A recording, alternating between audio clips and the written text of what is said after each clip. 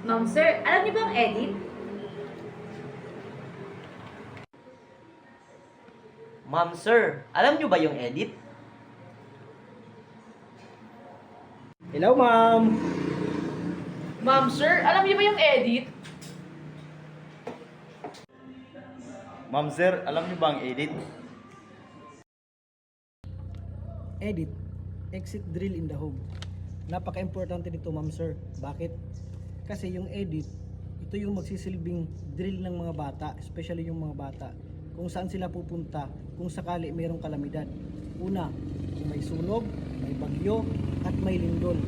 Alam nila kung saan sila pupunta at alam nyo kung saan sila pupuntahan. Kasi nakapag-drill kayo, alam nila kung saan sila pupunta, yung safe zone, yung assembly area nyo, sa palibot ng inyong bahay.